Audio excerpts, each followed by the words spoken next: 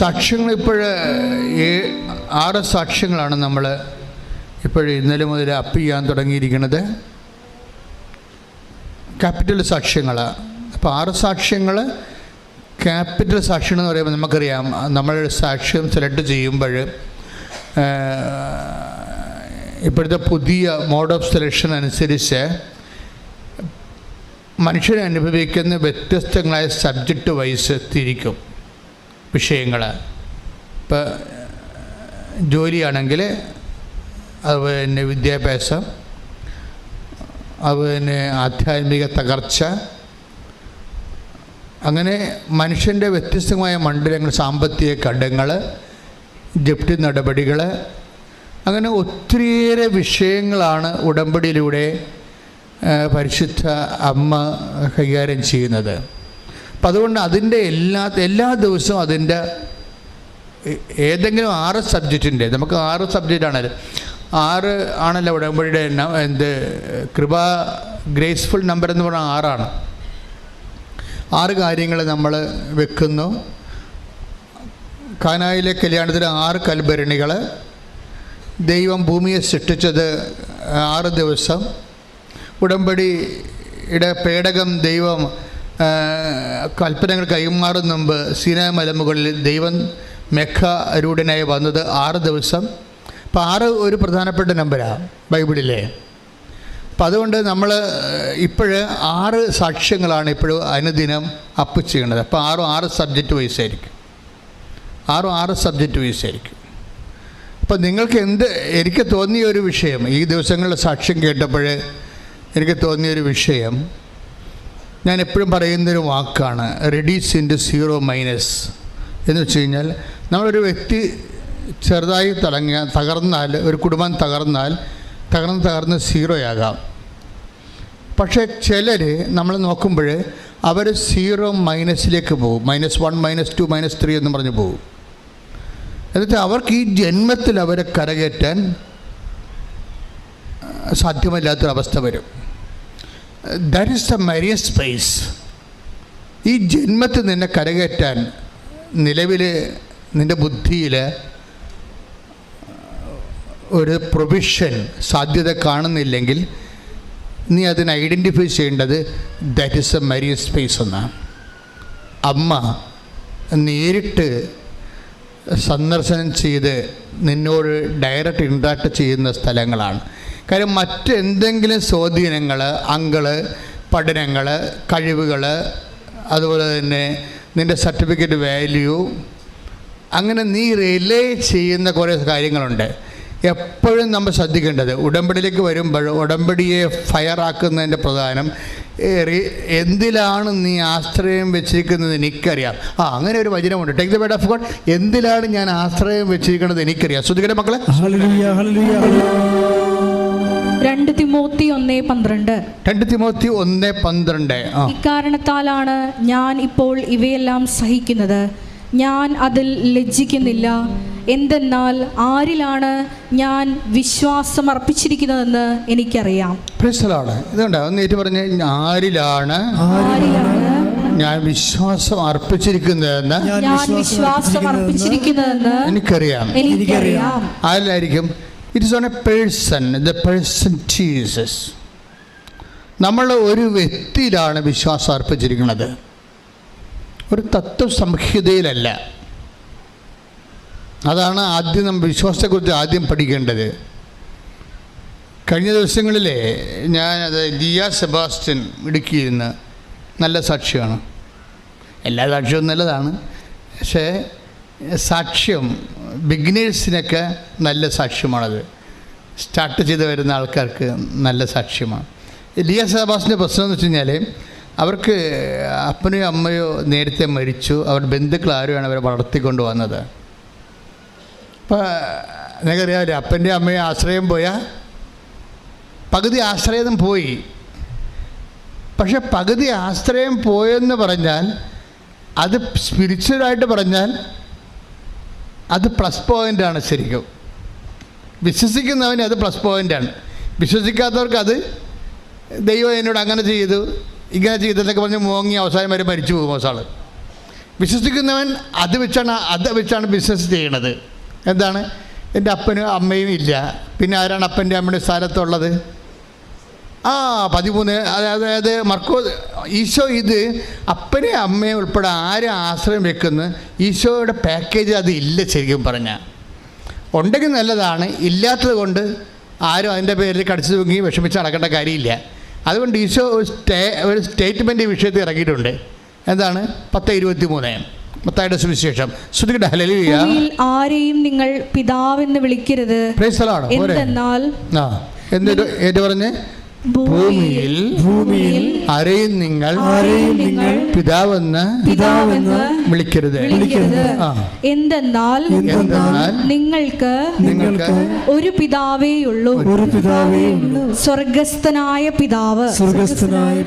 ഇത് നിലപാടാണ്. വിശ്വാസം എന്ന് പറയുന്നത് ഒരു ആശയത്തിലുള്ള അവലംബമല്ല, മറിച്ചൊരു വ്യക്തിയോട് അടിസ്ഥാനപ്പെടുത്തിയുള്ള ജീവിതത്തിൻ്റെ നിലപാടാണ്. ശ്രുതികട്ടെ ഹല്ലേലൂയ.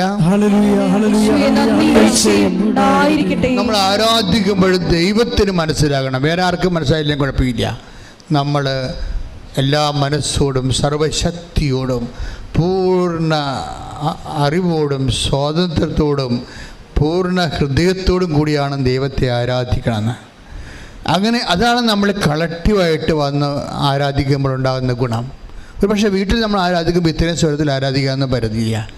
ആരാധന അഭിഷേകമായി നൽകുമ്പോൾ ആരാധന സമൂഹത്തിൻ്റെ കൂടെ ചേർന്ന് നിന്നുകൊണ്ട് മനസ്സർപ്പിച്ചുകൊണ്ട് പരിശുദ്ധ അമ്മയോട് കൂടെ സകല മലാഖന്മാരുടെ കൂടെ എല്ലാ വിശുദ്ധന്മാരുടെ കൂടെ കർത്താവിൻ്റെ തിരുസന്നിധിയിൽ ദൈവത്തെ അർഹമായ ആരാധന കരയേറ്റുന്ന സമയങ്ങളിൽ ശ്രുതികട്ടെ ഹല്ലേലൂയ. യേശുവേ നന്ദി, യേശുവേ ആരാധന.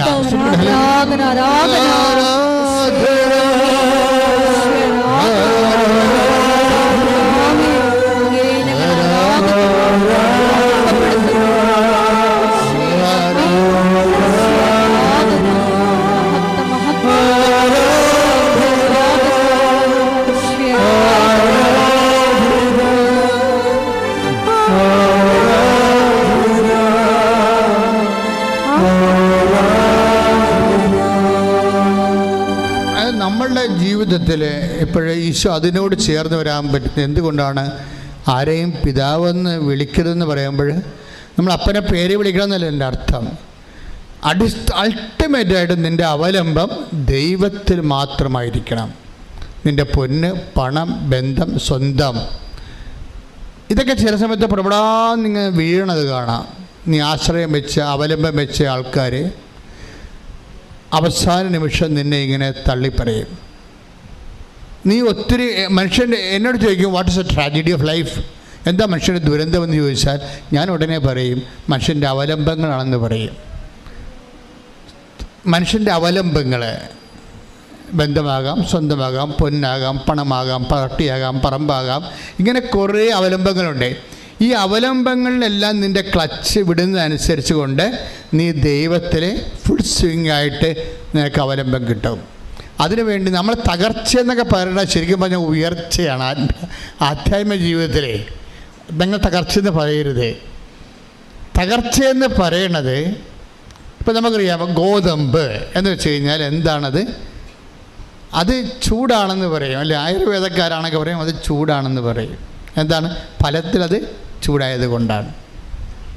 ഇതുപോലെ തന്നെയാണ് നമ്മൾ തകർച്ച എന്ന് പറഞ്ഞാൽ ആധ്യാത്മിക ജീവിതത്തിൽ അത് ഉയർച്ചയാണ്, അല്ലെങ്കിൽ കുതിപ്പിന്. കാര്യം നമ്മുടെ അവലംബങ്ങൾ മാറിയിട്ട് ദൈവത്തിൽ മാത്രം നമ്മൾ അവലംബം ചെയ്യാൻ പോകുന്നു. ബന്ധുക്കളാകാം, സ്വന്തപ്പെട്ടവരാകാം, ഇങ്ങനെയുള്ള അവലംബങ്ങൾ. ഇപ്പം നിങ്ങൾ ടെസ്റ്റ് ചെയ്ത് നോക്കണം ആരിലാണ് നിങ്ങളുടെ അവലംബമെന്ന്. ആരിലാണ് ഇപ്പം തിമോത്തി എന്താ പറയണത്? ആരിലാണ് എൻ്റെ അവലംബമെന്ന് എനിക്കറിയാം, അത് ദൈവത്തിലാണ് എൻ്റെ അവലംബമെന്ന്. അപ്പോൾ ഓരോ തകർച്ച ഉണ്ടാകുന്നു. ഇപ്പം ആരോഗ്യം, അപ്പോൾ നീ ആരോഗ്യം ചിലപ്പോൾ എപ്പോഴും എന്താ സംഭവിച്ചിരിക്കണമെന്ന് അറിയാമോ? നമുക്ക് യുദ്ധം നടക്കുമ്പോൾ അറിയാമല്ലോ, എല്ലായിടത്തും ബോംബൊന്നും വീഴത്തില്ല. ബോംബ് വീഴുന്ന എപ്പോഴും പാലം അതുപോലെയുള്ള മർമ്മപ്രധാനമായ സ്ഥലങ്ങളിലെ ബോംബ് വീഴത്തുള്ളൂ. അതായത് ഒരു രാജ്യത്തിൻ്റെ വികസനത്തിൻ്റെ ഇൻഫ്രാസ്ട്രക്ചറിൽ എപ്പോഴും ബോംബ് വീഴത്തുള്ളൂ. മിലിറ്ററി കൺവോയ് പോകുന്ന സ്ഥലങ്ങളിലൊക്കെ ബോംബ് വീഴും. ഇതുപോലെ നമ്മൾ അവലംബം വെച്ചിരിക്കുന്നതിലാണ് എപ്പോഴും എന്തെങ്കിലും തരത്തിലുള്ള തകർച്ച വരുമ്പോഴും നമ്മൾ തളർന്നു പോകത്തുള്ളൂ. പക്ഷേ അങ്ങനെ തളർന്ന ഒരു സ്ത്രീയാണ് ഈ ലിയ സെബാസ്റ്റ്യൻ. ലിയ സെബാസ്റ്റ്യൻ പ്രശ്നം വെച്ച് കഴിഞ്ഞാൽ അവൾക്ക് അപ്പനും അമ്മയും ഇല്ലാത്തത് കൊണ്ട് ബന്ധുക്കൾ അവരെ വളർത്തിയവർ അവരെ പെട്ടെന്ന് കല്യാണം കഴിപ്പിക്കും. അപ്പോൾ അവരുടെ ആഗ്രഹം അവരുടെ ആഗ്രഹം ജോലി വാങ്ങിക്കുക. ഇപ്പോഴത്തെ എല്ലാ കുഞ്ഞുങ്ങൾക്കും ഉണ്ടല്ലോ ജോലി വാങ്ങിക്കണമെന്ന്. അപ്പോൾ ജോലി വാങ്ങിക്കുക, സ്വന്തം കാലം നിൽക്കുക, ഇങ്ങനെയൊക്കെ നമുക്ക് സ്വകാര്യമായ ആഗ്രഹങ്ങൾ എല്ലാവർക്കും ഉണ്ടാവും. അല്ലെങ്കിൽ നമ്മൾ മുരഞ്ഞു പോകും, അടുക്കളയിൽ തന്നെ കാണാത്ത കാരെ കെട്ടിടേണ്ടി വരും, നമ്മുടെ ജീവിതം തീർന്നു പോകും. അത് കാരണം പെൺപിള്ളേരെല്ലാം ശരിക്കും പഠിക്കുകയാണ്. പഠിച്ച് എങ്ങനെയെങ്കിലും അതായത് അവരെപ്പോഴും നോക്കുന്നത് വിവാഹ അനന്തരമായ ജീവിതത്തെക്കുറിച്ചാണ് എപ്പോഴും ചിന്തിക്കുന്നത്. പ്രത്യേകിച്ച് കൂടുതൽ ചിന്തിക്കുന്നത് പെൺപിള്ളേരാണ്. അപ്പം അങ്ങനെ സ്വകാര്യമായിട്ട് ജോലി വാങ്ങിക്കണമെന്നൊക്കെ ആഗ്രഹിക്കാമല്ലാതെ സിറ്റുവേഷൻസ് അതിനെ അനുവദിക്കണില്ല. നമ്മളെ ചൊൽപ്പിടിക്ക് നമ്മൾ പറയണത് കേട്ടിട്ട് നിൽക്കാൻ വേണ്ടി നമുക്ക് അധികാരം ചെലുത്താൻ പറ്റിയ അപ്പനില്ല. നമ്മളിതൊക്കെ ചെയ്യണം അപ്പനെ കണ്ടിട്ടല്ലേ പെൺപിള്ളേരെല്ലാം ചെയ്യണത്. അപ്പൻ സ്ഥാനങ്ങളായ അമ്മ കയറി ഉടക്കിയാലും അപ്പൻ സ്ഥാനായിട്ട് നിൽക്കുന്നവർക്കറിയാം. കാര്യം അതാണ്, അവർക്ക് പെൺപിള്ളേരുടെ ആശ്രയം അപ്പന്മാരല്ലേ കൂടുതൽ. അമ്മമാർക്ക് അധികമില്ല, ആൺപിള്ളേർക്ക് ആശ്രയം അമ്മമാരാണ്. അപ്പോൾ അതുകൊണ്ട് അവർക്ക് ഒരു ആശ്രയമുണ്ട്. പക്ഷേ എനിക്ക് തോന്നുന്നു എൻ്റെ മക്കൾ നിങ്ങൾ ഓവറായിട്ട് അപ്പനായാലും പെൺപിള്ളേരായാലും ശരി, അപ്പനോടായാലും ശരി, ആൺപിള്ളേർ അമ്മയോടും ശരി അമിത ആശ്രയം വെക്കരുത്. നിങ്ങളുടെ ദുഃഖം ഉണ്ടാകാൻ പോണത് നിങ്ങൾ എന്തിൽ ആശ്രയം വെക്കുന്നു അതിൽ നിന്നായിരിക്കും വരാൻ പോണത്. ചിലപ്പോൾ അവർ നേരത്തെ മരിച്ചു പോയെന്ന് വരും. അപ്പോൾ അതുകൊണ്ട് അത്രയും പിന്നെ നമ്മൾ ഈ കോഞ്ഞാട്ടയായി നാണം കെട്ട് നാറി അവസാനം ദൈവത്തിൻ്റെ അടുത്ത് വരും. നിങ്ങൾ ആശ്രയം വെച്ചിരിക്കുന്ന ആളിൻ്റെ തട്ടും മുട്ടും കിട്ടിപ്പോയി കഴിഞ്ഞാൽ പിന്നെ നിങ്ങൾ ഒരു കാലത്ത് അവരുണ്ട്, എനിക്ക് ഇവരുണ്ട്, അങ്കിളുണ്ട്, ആനയുണ്ട്, ആൻറ്റിയുണ്ട് എന്നൊക്കെ പറഞ്ഞുകൊണ്ടിരുന്നിട്ട് അവസാനം ഈ ആൾക്കാർ തന്നെ നിന്നെ കാല് വരുമ്പോൾ നാണം കെട്ടും നാണക്കല്ലും പറഞ്ഞ് നീ ദൈവത്തിൻ്റെ അടുത്ത് വരും. പക്ഷേ നിൻ്റെ മാർക്ക് കുറവായിരിക്കും. എന്താണ്? നിനക്ക് അവരുണ്ട്, ഇപ്പം നീ സബ്സ്റ്റിറ്റ്യൂട്ട് ചെയ്തിരിക്കുകയാണ്. അവരില്ലാത്തത് കൊണ്ടാണ് നീ ദൈവത്തിൻ്റെ അടുത്ത് ഇപ്പോൾ വന്നിരിക്കുന്നത്. അപ്പോൾ നിൻ്റെ ക്വാളിറ്റി പോയി. ദൈവതിരുസന്നിധി ഗുണനിലവാരം കുറയാതിരിക്കാൻ ശ്രദ്ധിക്കണം. ദൈവതിരുസന്നിധിയിൽ ഗുണനിലവാരം കുറയാതിരിക്കാൻ ശ്രദ്ധിക്കണം. അതിനെന്ത് ചെയ്യണം? ആശ്രയം വെച്ചിരിക്കുന്നവരാരാണെന്ന് അറിയണം. Take the Bible, read it again. ഞാൻ ആശ്രയം വെച്ചിരിക്കുന്നത് ആരാണെന്ന് അറിയാം. 2 തിമോത്തി 1:12 ഇക്കാരണത്താലാണ് ഞാനിപ്പോൾ ഇവയെല്ലാം സഹിക്കുന്നത്, ഞാൻ അതിൽ ലജ്ജിക്കുന്നില്ല. എന്തെന്നാൽ ആരിലാണ് ഞാൻ വിശ്വാസം അർപ്പിച്ചിരിക്കുന്നതെന്ന് എനിക്കറിയാം. അപ്പോഴേ ദൈവത്തിൽ വിശ്വാസം അർപ്പിച്ചാൽ എന്താ പറ്റണത്? ലജ്ജിക്കേണ്ടി വരത്തില്ല. വേറെ പൊന്ന് പാർട്ടി അതുപോലെ എല്ലാവരും ഇപ്പോൾ പാർട്ടിയിലൊക്കെ പ്രവർത്തിക്കുന്നവരുടെ 55 വയസ്സുകാർ കഴിഞ്ഞ ഒരു ചേട്ടനായി എനിക്കറിയാം. അങ്ങനെ പാർട്ടിയുടെ LC സെക്രട്ടറിയോ വേറെ എന്തോ ഏരിയ കമ്മിറ്റി അംഗമോ എന്തൊക്കെ വലിയ ആളായിരുന്നു. പക്ഷെ അങ്ങനെ ഒരു ലീഡറിനെ അടിസ്ഥാനപ്പെടുത്തിയാണ് ആ പാർട്ടി പ്രവർത്തിച്ചുകൊണ്ടിരുന്നത്. ആ ലീഡർ ഇടക്കാലം കൊണ്ട് ആ പാർട്ടിയിൽ നിന്ന് പുറത്തായി, വേറെ പാർട്ടി ചേർന്ന്. അപ്പോഴേ ഇയാളുടെ ആശ്രയം പോയി. മനസ്സിലായില്ലേ? പാർട്ടിയിലൊക്കെ നമ്മൾ പ്രവർത്തിക്കുമ്പോഴൊക്കെ വരുന്നൊരു വിഷയം, ഏതെങ്കിലും ഒരു ലീഡറിൻ്റെ കെയർ ഓഫ് നമുക്കുണ്ടാവും. പക്ഷേ ഈ ചില സമയത്ത് ലീഡർമാർ അവർക്ക് ഇലക്ഷനൊക്കെ വരുമ്പോൾ വേണ്ടത്ര പരിഗണന കിട്ടില്ല എന്നുണ്ടെങ്കിൽ അവർ ചിലപ്പോൾ കളം മാറി ചവിട്ടും. അപ്പോൾ എന്നാ പറ്റും? നമ്മൾ ഇത്രയും നാൾ അധ്വാനിച്ചത് മൊത്തം പോകും. പുതിയ സ്ഥലത്ത് നമുക്ക് ഗ്രിപ്പ് നമ്മുടെ ലീഡറിന് കിട്ടുന്നില്ലെങ്കിൽ നമ്മൾ ഗതി കിട്ടാൻ പ്രേതമായി പോകും. 50 വയസ്സ് കഴിഞ്ഞ് പാർട്ടി പ്രവർത്തിച്ച് ഒത്തിരി ഗതി കിട്ടാൻ പ്രേതങ്ങളുണ്ട്. അതിൻ്റെ കാരണം ഇവർ നല്ല കാലത്ത് ദൈവത്തെ അറിയാഞ്ഞത് കൊണ്ടും കളമാറി ചവിട്ടി ദൈവത്തെ നിരക്കാത്ത രീതിയിൽ ദൈവത്തെക്കാൾ വലിയ ദൈവങ്ങളെ സ്വന്തമായിട്ട് പൂജിച്ചത് കൊണ്ടാണ്. അപ്പം അതുകൊണ്ട് ആരിലാണ് പറഞ്ഞേ? ഞാൻ ആശ്രയം വെച്ചതെന്ന് എനിക്കറിയാം. അപ്പം നിങ്ങൾക്കറിയാവോ ആരിലാണ് ആശ്രയം വെച്ചിരിക്കണമെന്ന്? ആശ്രയത്തിൻ്റെ ഫ്രെയിം ഓഫ് റെഫറൻസ് നോക്കണം, നല്ലതാണ്. ഇത് കറക്റ്റ് ചെയ്യണം. ഗുണനിലവാരമുള്ള റിലേഷൻ, ദൈവത്തോട് ഗുണനിലവാരമുള്ള ഒരു ബന്ധം ഉണ്ടാകണമെന്നുണ്ടെങ്കിൽ ആശ്രയങ്ങൾ ആരാണെന്ന് നോക്കണം ആദ്യം. ആശ്രയങ്ങൾ ഇത് കാര്യം നമ്മൾ ഈ ഭൂമിയുടെ ഒരു കുഴപ്പമെന്ന് വെച്ച് കഴിഞ്ഞാൽ എന്ത് സംഭവമായാലും ചില സമയത്ത് ഇതിൻ്റെ വിലയില്ലാണ്ടായിപ്പോവും. ഇപ്പം നാട്ടിൽ മുഴുവനും കുറേ ആൾക്കാർ സീ വ്യൂ, ഐ വ്യൂ എന്നൊക്കെ പറഞ്ഞുകൊണ്ട്, സീ വ്യൂ, ലേക്ക് വ്യൂ എന്നൊക്കെ പറഞ്ഞുകൊണ്ട് ഇടിച്ചു തല്ലി ഒരു സെൻറ്റിന് 5 ലക്ഷം രൂപ വെച്ച് ഒരു കായലിറമ്പത്ത് സ്ഥലം മേടിച്ചിട്ടുണ്ട് ചില ആൾക്കാർ ഒരു കാലത്ത്. അവിടെ ആസ്തി അതായിരുന്നു. എന്താണ്, സീ വ്യൂവിൽ കടലോരത്ത് എനിക്ക് 8 സെൻറ്റ് സ്ഥലം ഉണ്ട്, 8 ഏക്കർ സ്ഥലമുണ്ട്, കായലിറമ്പത്തിൽ എനിക്ക് അത്രയും സ്ഥലമുണ്ടെന്നൊക്കെ പറയും. ആ സീ വ്യൂ എന്നൊക്കെ പറഞ്ഞ് വിൽക്കും. പക്ഷേ ഒരു പ്രളയം വന്നതോടുകൂടി ഈ സ്ഥലങ്ങളെല്ലാം വെള്ളം കയറിപ്പോയി.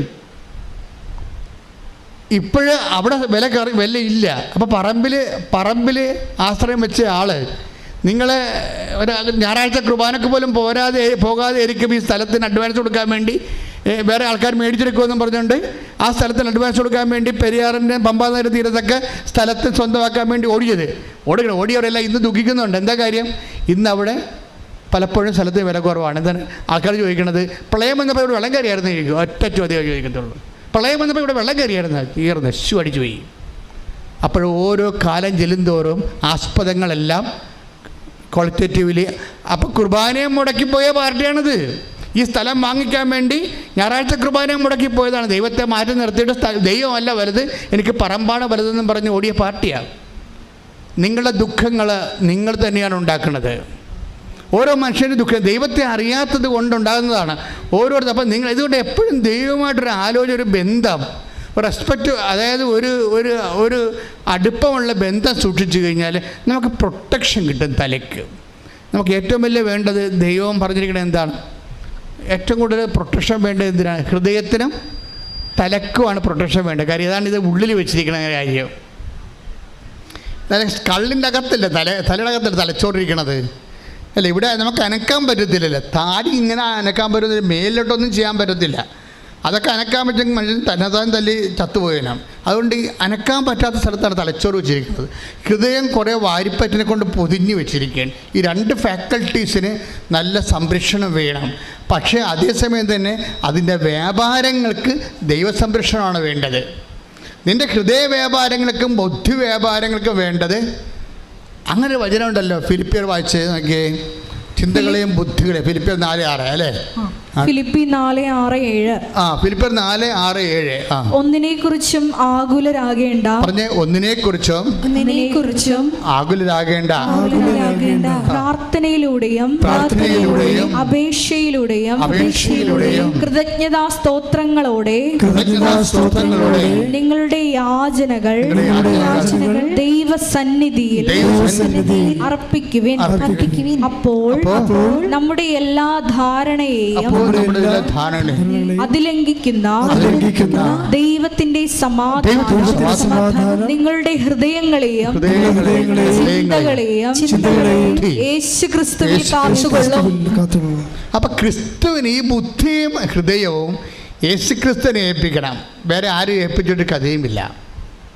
ഇതിനാണ് പ്രാർത്ഥനാ ജീവിതം എന്ന് പറയുന്നത്. ഇതിനാണ് ഉടമ്പടി ജീവിതം എന്ന് പറയുന്നത്. എന്താണ്? അതായത് വേറെ ആര് ഈ ബുദ്ധിയും അതുപോലെ തന്നെ ഈ ബുദ്ധിയും ഈ ഹൃദയവും കൈകാര്യം ചെയ്താലും നാളെ അറ്റാക്ക് ഉറപ്പാണ്, നാളെ സ്ട്രോക്ക് ഉറപ്പാണ്. ഈ സംഭവം ആദ്യമേ ഏൽപ്പിക്കേണ്ടത് ആരെയാണ്? ഒന്ന് തലേ കൈ വെച്ച്, ഇടത് കൈ കൊണ്ട് നെഞ്ചിലോ വലത് കൈ കൊണ്ട് തലയിൽ കൈ വെച്ച് അച്ഛൻ്റെ കൂടെ ചെന്ന് പ്രാർത്ഥിച്ച്, കർത്താവേ, കഴിഞ്ഞ കാലങ്ങളിൽ എൻ്റെ ഹൃദയത്തെയും ബുദ്ധിയെയും കൈകാര്യം ചെയ്യാൻ ദൈവത്തിൻ്റെതല്ലാത്ത ശക്തി കേന്ദ്രങ്ങളെ ഞാൻ ആശ്രയിച്ചു പോയിട്ടുണ്ട്. കർത്താവേ, ബുദ്ധിയെയും ഹൃദയത്തെയും പൂർണ്ണമായി നിനക്ക് സമർപ്പിക്കുന്ന ഏറ്റെടുക്കുകയാം. ഫിലിപ്പിയർ 4:6 അനുസരിച്ചുകൊണ്ട് ദൈവിക സംരക്ഷണം നൽകുകയും. ലിയ സെബാസ്റ്റിൻ്റെ കല്യാണം കഴിഞ്ഞു. അവളുടെ ആഗ്രഹങ്ങൾ അങ്ങനെ തന്നെ ഇരിക്കുന്നു. അത് നടപ്പിൽ വരുത്താൻ അവൾക്ക് അവലംബമാകാൻ അപ്പനും അമ്മയില്ല. അതുകൊണ്ട് അവിടെ ബന്ധുക്കൾ അവളുടെ ജീവിതം നഷ്ടപ്പെട്ടെന്ന് വിചാരിച്ചുകൊണ്ട് ബന്ധുക്കളെ കല്യാണം കഴിപ്പിച്ച് കൊടുത്തു. പിന്നെ നമ്മുടെ ആഗ്രഹങ്ങൾക്കൊന്നും അവിടെ വലിയ പ്രസക്തിയില്ല. അവിടെ 2 കുഞ്ഞുങ്ങളുടെ അമ്മയായി. അപ്പോൾ തൻ്റെ പഠനങ്ങൾ, അതുപോലെ തന്നെ തൻ്റെ ജോലി, അങ്ങനെ ഒന്നും ചിന്തിക്കാൻ പോലും അവിടെ പൊസിഷനില്ല, സ്പേസ് ഇല്ല. അവസാനം 2 പ്രസവം കഴിഞ്ഞ കുഞ്ഞുങ്ങളൊക്കെ ഒരു 2 വയസ്സൊക്കെ 3 വയസ്സൊക്കെ ആയി കഴിഞ്ഞപ്പോൾ വെറുതെ വീട്ടിലിരുന്ന് ബോറടിക്കണമല്ലേ, ഇത്തിരി പഠിച്ചതല്ലേ എന്ന് ചോദിച്ചുകൊണ്ട് അവളൊരു ജോലിക്ക് പോകും. അപ്പോൾ ജോലിക്ക് പോകുമെങ്കിലും ആ ജോലിയോട് ഭർത്താവിന് താല്പര്യമില്ല. ഓരോ മനുഷ്യൻ്റെ ടെൻഷൻ വരുന്ന സ്ഥലങ്ങൾ കണ്ടില്ലേ? സ്ത്രീകളുടെ ജീവിതം മുന്നോട്ട് പോകുമ്പോൾ വരുന്ന സങ്കടങ്ങൾ കണ്ടില്ലേ? ഇതെല്ലാവരുടെയും സങ്കടങ്ങളാണിത്. ലിയ സെബാസ്റ്റ്യൻ മാത്രമല്ല.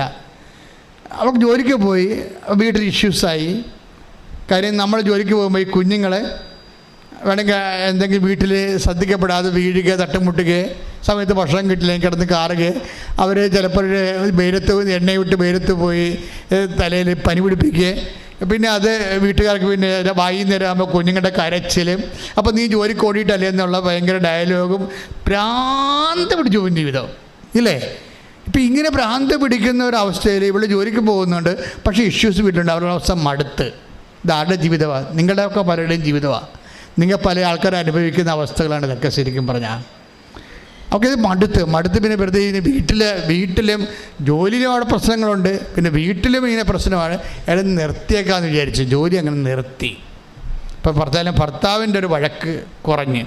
ഇപ്പോൾ ഒരു ലേഡി അനുഭവിക്കുന്ന സ്വകാര്യ സങ്കടങ്ങളും സംഘർഷങ്ങളും ഉടമ്പടി എങ്ങനെ കൈകാര്യം ചെയ്യുന്നു?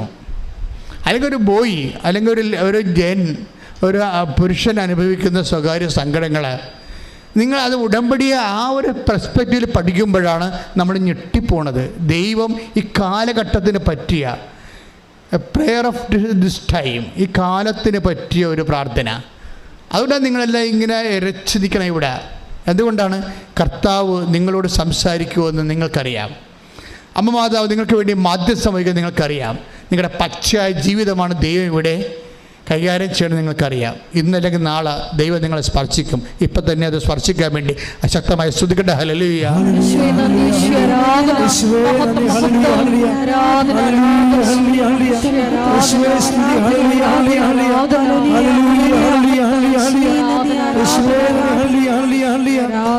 നമ്മുടെ ലേഡീസിന് സ്വകാര്യമായ കുറേ ആവശ്യങ്ങളൊക്കെ ഇല്ലേ? അതിനൊക്കെ മറ്റുള്ളവരുടെ മുമ്പ് കൈ നീട്ടണ്ടേ? അത് ചിലർക്ക് ഭയങ്കര സങ്കടമായിരിക്കും. നമ്മുടെ സ്വകാര്യമായിട്ടുള്ള കുറേ വസ്തുക്കളൊക്കെ നമ്മൾ വാങ്ങിക്കത്തില്ലേ? അതിന് മറ്റുള്ളവരുടെ മുമ്പിൽ ഭർത്താവിനോട് എപ്പോഴും ചോദിച്ചു നടക്കുക, ഒക്കെ ഓർക്കുമ്പോൾ നമുക്ക് സങ്കടമാണ്. പൈസ കിട്ടുമായിരിക്കും, 10 പ്രാവശ്യം ചോദിച്ചാലായിരിക്കും 1 പ്രാവശ്യം കിട്ടണത്. അത് നല്ല മോന്തയോടെ ചിലപ്പോൾ കിട്ടിയെന്ന് വരത്തില്ല. ഞാൻ ഈ കേസ് പറയുകയല്ല, പൊതുവെയുള്ള ലേഡീസ് ചില ആൾക്കാർ അനുഭവിക്കണം, എല്ലാവരും അല്ല കേട്ടോ. നിങ്ങൾക്ക് വലിയ മെഡിക്കൽ കാണുന്നത് എനിക്കറിയാം.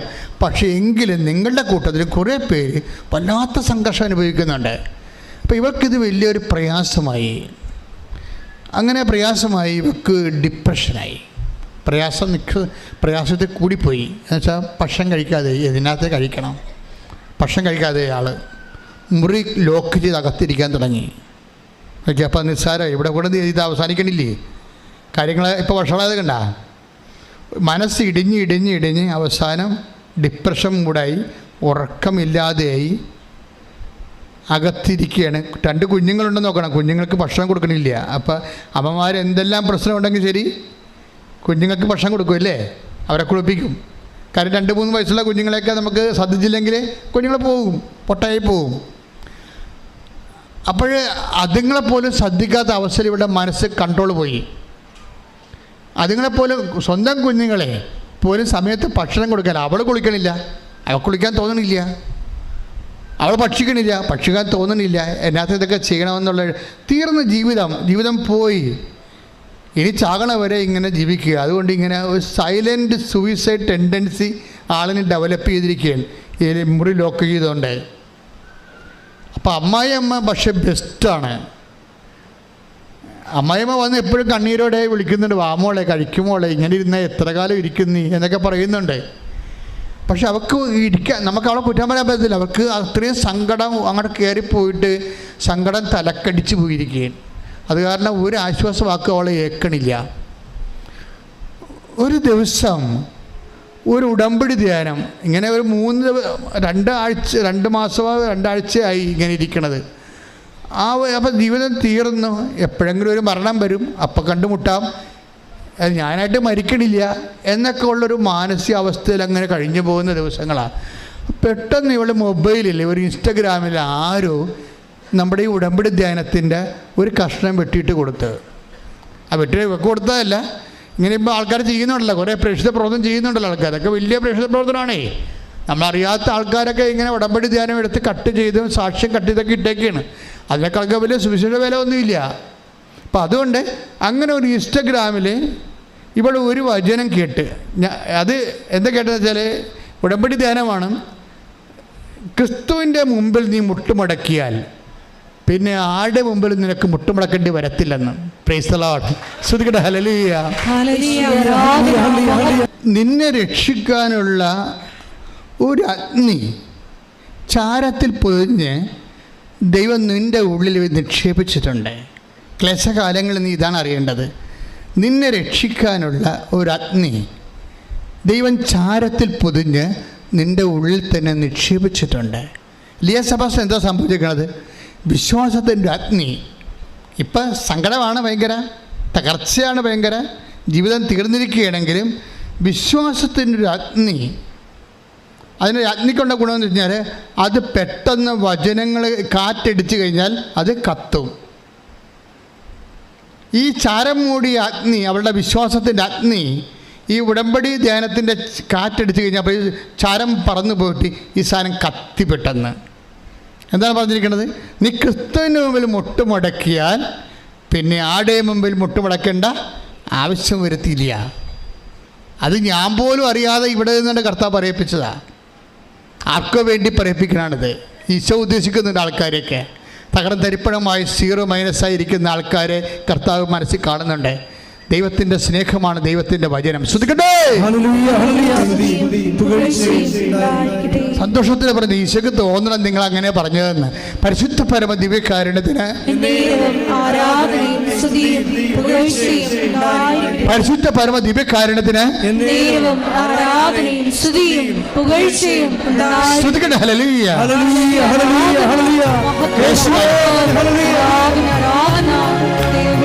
ആരാധന.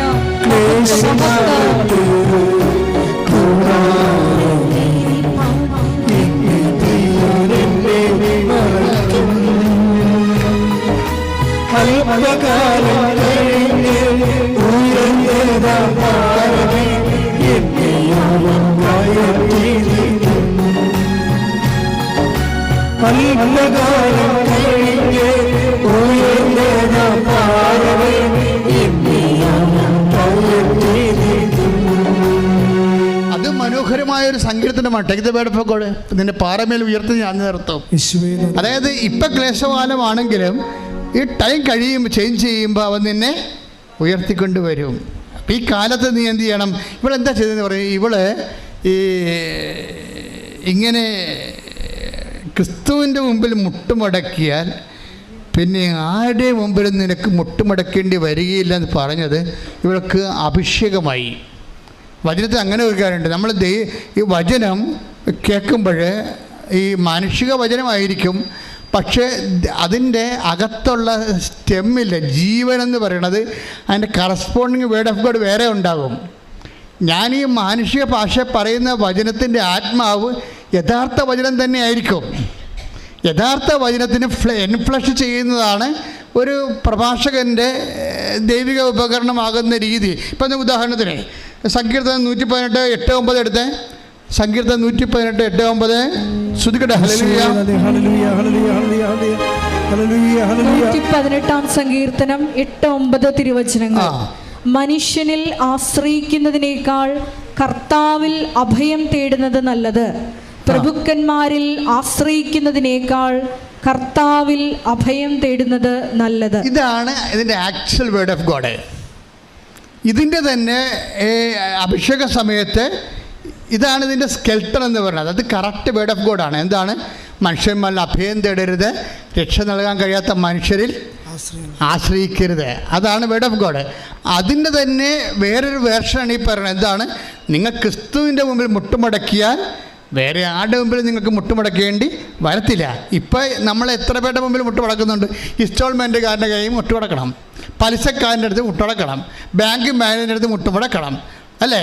ഇങ്ങനെ ലോകത്തിലുള്ള ഓരോ മനുഷ്യന്മാരുടെ മുമ്പിൽ മുട്ടുമടക്കി പ്രഖ്യാപിത അടിമയായിട്ട് ജീവിക്കണം നമ്മൾ. ഈ അടിമ ജീവിതം അവസാനിപ്പിക്കാൻ കർത്താവ് തന്നെ തിരിച്ചു വിളിക്കുന്നു. കൈയടിച്ച് ശ്രദ്ധിക്കട്ടെ. 27-ാം സങ്കീർത്തനം 5-ാം തിരുവചനം. 27-ാം സങ്കീർത്തനം 27:5. ക്ലേശകാലത്ത് അവിടുന്ന് തൻ്റെ ആലയത്തിൽ എനിക്ക് അഭയം നൽകും, തൻ്റെ കൂടാരത്തിനുള്ളിൽ എന്നെ ഒളിപ്പിക്കും, എന്നെ ഉയർന്ന പാറമേൽ നിർത്തും. ഈ ക്ലേശകാലത്ത് ദൈവം സംരക്ഷിക്കുന്ന രീതികളാണ്. അപ്പോൾ ദൈവ സംരക്ഷണം എപ്പോഴായാലും ക്ലേശകാലത്തായാലും ഉണ്ടാകും. പക്ഷെ നീ അത് ശ്രദ്ധിക്കണമെന്നേ ഉള്ളത്. ഇപ്പം ലിയ സെബാസ്റ്റ്യൻ ശ്രദ്ധിച്ചു. ആ ഒരു ശ്രദ്ധ എന്ന് പറയുന്നത് ദൈവം ഇന്നല്ലെങ്കിൽ നാളെ വന്ന് എന്നെ വിളിക്കും.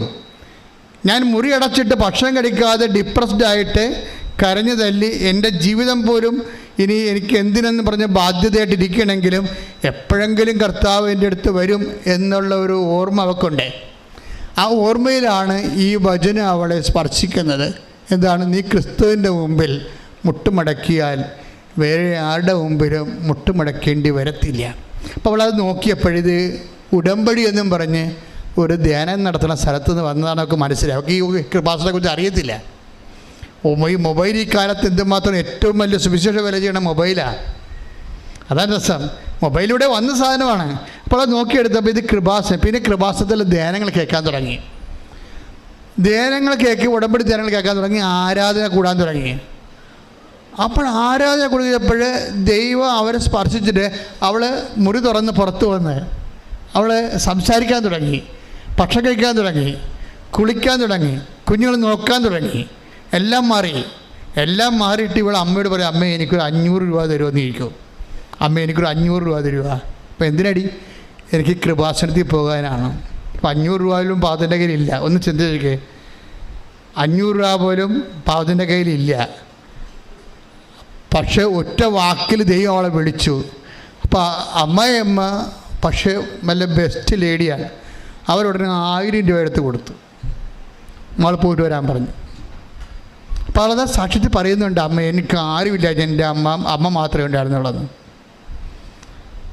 അപ്പോൾ ചിലർ മാതാപിതാക്കളും നഷ്ടപ്പെട്ട പെൺപിള്ളേർ കല്യാണം കഴിച്ച് വരുമ്പോൾ ആ വീട്ടിലുള്ള അമ്മമാരും അമ്മായിയപ്പനും ഒക്കെ അത് തഞ്ചമാക്കിയിട്ട് ഇവൾ എന്നിട്ട് ഭർത്താവ് വരെ പറയും, നിന്നെ തല്ലിക്കൊന്ന് ഇതിൻ്റെ അകത്ത് കെട്ടിത്തൂക്കി നിൻ്റെ അത് കുഴിച്ചു കൂടി അവർ പട്ടി നിരക്കത്തില്ലെന്ന് പറയും. അങ്ങനെയുള്ള പട്ടികളും കല്യാണം കഴിച്ചിട്ടുണ്ട്. ഇപ്പോൾ പെണ്ണിന് അപ്പനും അമ്മയില്ലെന്ന് വിചാരിച്ചോ? ആ ഒറ്റ കാര്യം കൊണ്ട് തന്നെ മരണം വരെ അവളെ പീഡിപ്പിക്കും.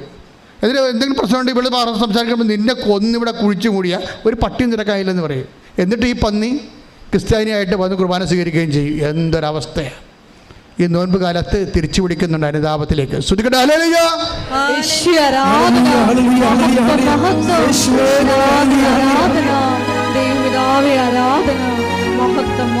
ഈശോ കൊണ്ടുവന്ന് ലൂപ്പ് ചെയ്ത് വെച്ചേക്കണം. ഇപ്പം ലിങ്ക് ഈശോയുടെ വചനത്തിലൂടെ സഞ്ചരിച്ചിട്ട് നമുക്ക് ധ്യാനത്തിലേക്ക് കർത്താവ് കൊണ്ടുവരുമായിരിക്കും തിരിച്ച്.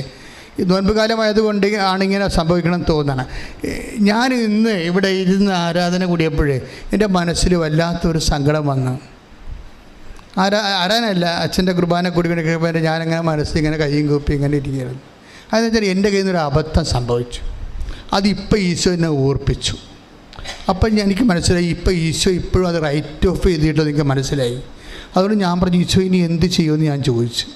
അതെന്ന് വെച്ചാൽ ഞാൻ 87 അച്ഛനായത്, ഞാൻ 85 അച്ഛനായത് അവസാനം.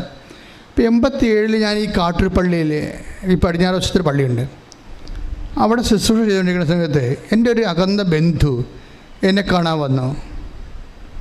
എന്നെ കാണാൻ വന്നിട്ട് എന്നോട് സാമ്പത്തികമായ സഹായം ചോദിച്ചു. അപ്പം അന്ന് എൻ്റെ ശരിക്കുമ്പോൾ ഞാൻ പൈസ വളരെ കുറച്ച് പൈസയേ ഉള്ളൂ. എങ്കിലും എനിക്ക് ഈ ബന്ധുവിനെക്കുറിച്ച് അറിയാം. അയാൾ പലരോടും ഇങ്ങനെ ബന്ധുക്കളുടെ പൈസ വാങ്ങിക്കുന്ന ആളാണ്. പക്ഷെ പുള്ളിക്കാരൻ ആർക്കും ഒന്നും കൊടുക്കത്തുമില്ല, അങ്ങനെ ടൈപ്പാണ്. അപ്പം അതെൻ്റെ മനസ്സിലേക്ക് ആളെ പേഴ്സണൽ അറിയാവുന്ന കാരണം കിട്ടാനുള്ളതെന്നൊക്കെ കിട്ടണോടത്ത് മേടിച്ചെടുക്കുക, ആർക്കും ഒന്നും പുള്ളി കൈ നനച്ചൊന്നും ചെയ്യത്തുമില്ല. അപ്പം ഞാൻ പറഞ്ഞു, ഈ പണി എനിക്കറിയാം, അതുകൊണ്ട് നിങ്ങളിനി ഞാൻ കാട്ടർ ചെയ്യത്തില്ലെന്ന് പറഞ്ഞു. പുള്ളിക്കാരൻ സങ്കടപ്പെട്ടു പോയി. ഇപ്പം കുർബാനയ്ക്ക് രാവിലെ പറഞ്ഞ് ആ കക്ഷിയുടെ സങ്കടം ഇപ്പോഴും കിടപ്പുണ്ടെന്ന് പറഞ്ഞു. ഞാൻ വല്ലാണ്ടായിപ്പോയി. നോൻപ് കാലമല്ലേ, നമ്മൾ മറന്ന സാധനമൊക്കെ കർത്താവ് മറന്നിട്ടില്ല. ഞാൻ മറന്നു പോയതാണ്, പക്ഷെ കർത്താവ് മറന്നിട്ടില്ല. ദൈവം ഒരു അപകടകാരിയാണ് ശരിക്കും. കമ്പ്യൂട്ടറിൻ്റെ അത് ഹാർഡ് ഡിസ്ക് അടിച്ചു പോകാം, ദൈവത്തിൻ്റെ ഹാർഡ് ഡിസ്ക് അടിച്ചിട്ടില്ല. ഇനി കഴിഞ്ഞ കാലങ്ങളിൽ ചെയ്തു വെച്ചേക്കുന്നതെല്ലാം റീടേക്ക് ചെയ്യുന്നുണ്ട്. പക്ഷേ ഇപ്പോൾ എനിക്ക് സമയമുണ്ട് പരിഹാരം ചെയ്യാൻ.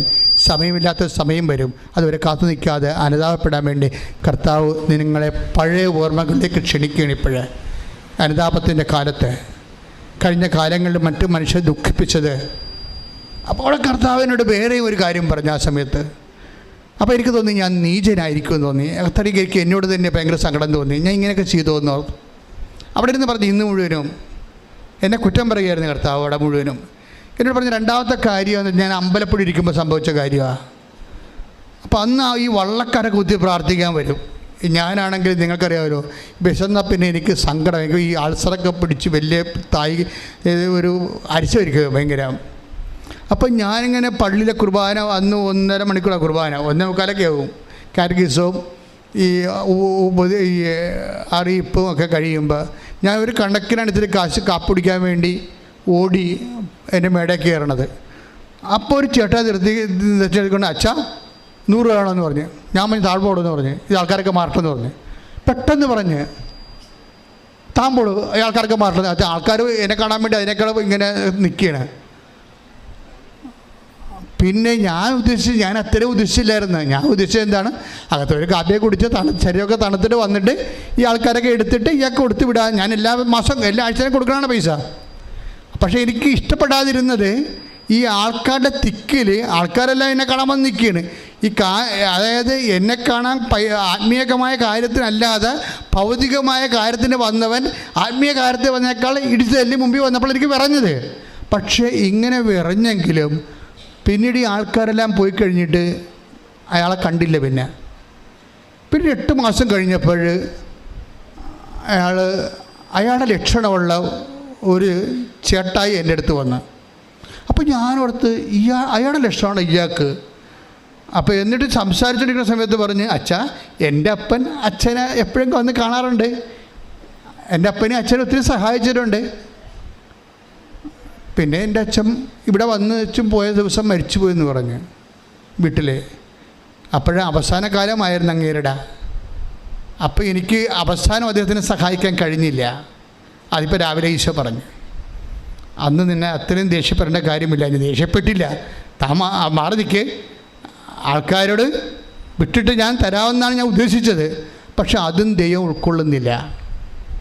പക്ഷേ എനിക്ക് സമയമുണ്ട്, കർത്താവിനെ ഓർപ്പിച്ചല്ല, അതുകൂടി റൈറ്റ് ഓഫ് ചെയ്യണമെന്ന്. അപ്പോൾ കർത്താവ് വേറൊരു കാര്യം എന്നോട് പറഞ്ഞു. ഇന്ന് കുറേ കാര്യം എന്നോട് പറഞ്ഞു. എൻ്റെ അപ്പൻ എന്നോടൊരു ദിവസം പറഞ്ഞ്, എടാ എൻ്റെ കൂടെ ഒന്ന് ആശുപത്രി വരുമോ എന്ന് ചോദിച്ചു.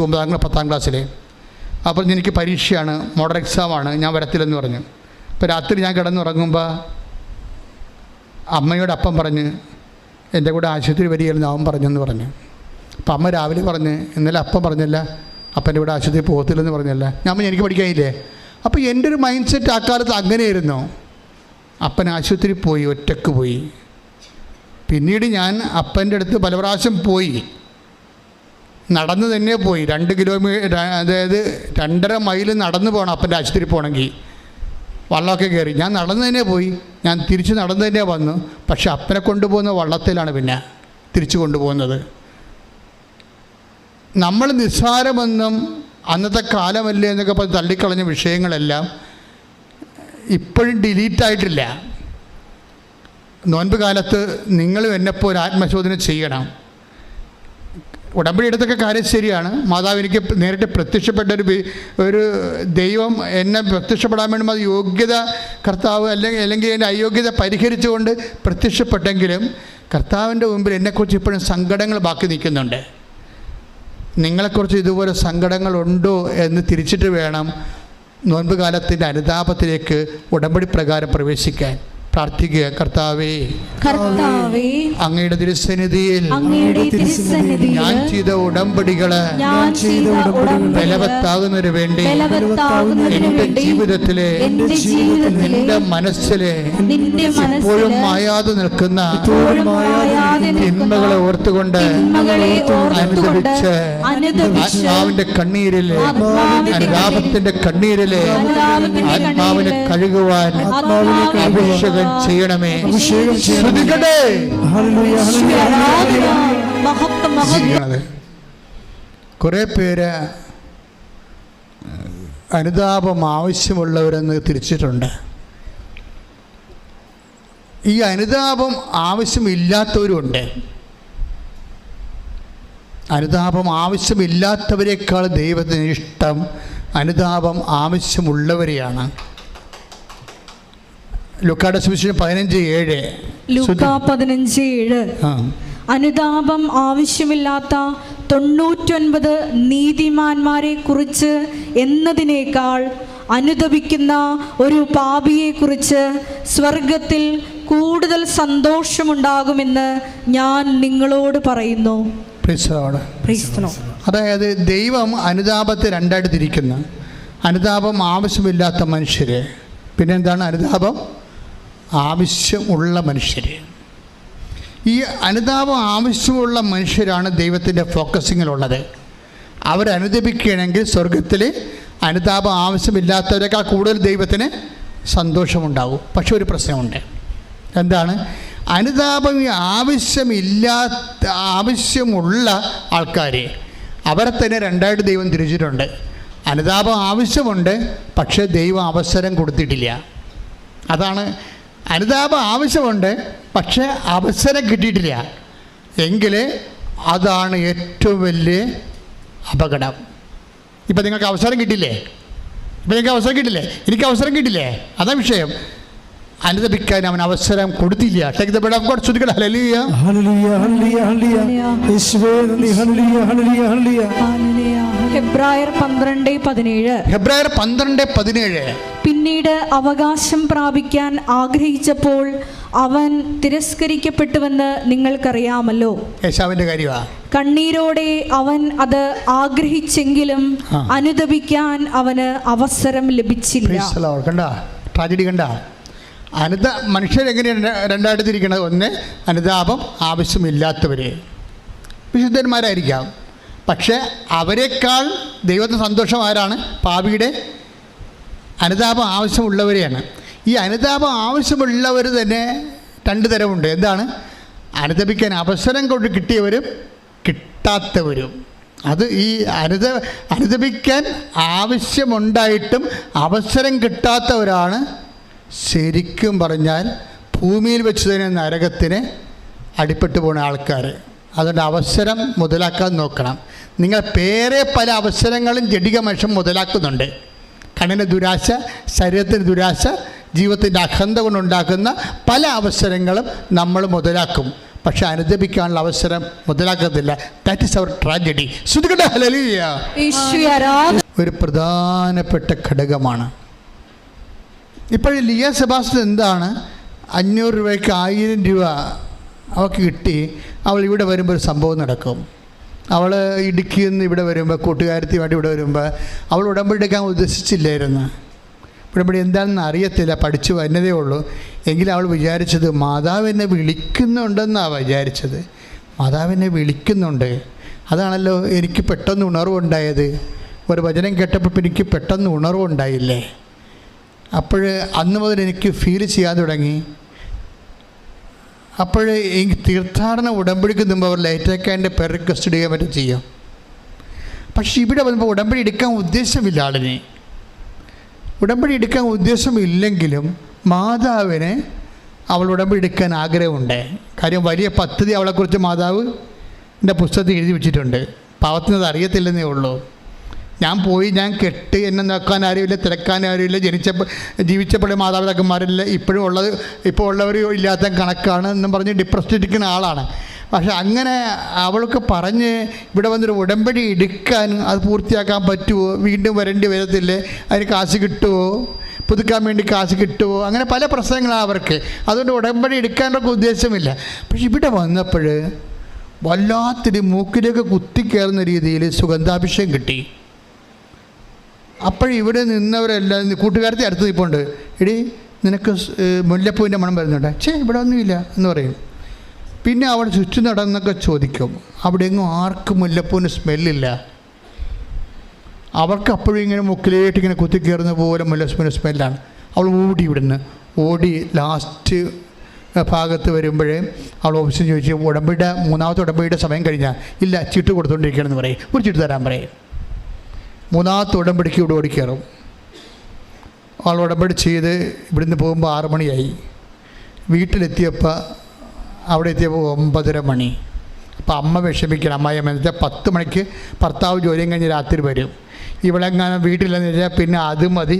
ഇപ്പോൾ ഇവൾ മുഴുവൻ പക്ഷേ ഇങ്ങനെ ഭർത്താവ് 10 മണിക്ക് വരണ മുമ്പ് വീട്ടിൽ കയറണമെന്ന് പറഞ്ഞ് പരവശം പിടിച്ച് ചെല്ലുമ്പോഴുണ്ട് അവളുടെ വീട്ടിൽ നിന്ന് അവൾ ഈ റോഡ് ബസ് ഇറങ്ങുന്ന സ്ഥലത്തുനിന്ന് പിന്നെ വീട്ടിലോട്ട് കുറേ നടന്നു പോകണം. അവിടെ ഓട്ടോറിക്ഷയൊക്കെ പോകും, പക്ഷേ റോഡ് പണി നടന്നുകൊണ്ടിരിക്കണ വണ്ടി പോകണില്ല. അപ്പോൾ അവിടെ നിന്ന് ഇരുട്ടത്ത് നടന്നു പോകണം. അപ്പോൾ എന്തുമാത്രം ഇൻവെസ്റ്റ്മെൻറ്റ് ചെയ്യേണ്ടെന്ന് നോക്കിയേ. പക്ഷേ എങ്കിലും ഇങ്ങനെ നടന്നു പോകും, ഭർത്താവ് ചവിട്ടി കീറുക എന്നൊക്കെ ഉള്ള വേദന ഉണ്ടെങ്കിലും അവൾ പറയണത് എൻ്റെ ഉള്ളിൽ അമ്മ ആ ഒരു ഭീതി തരുന്നില്ല, എനിക്ക് ഉള്ളിൽ ഭയങ്കര സന്തോഷമാണെന്ന്.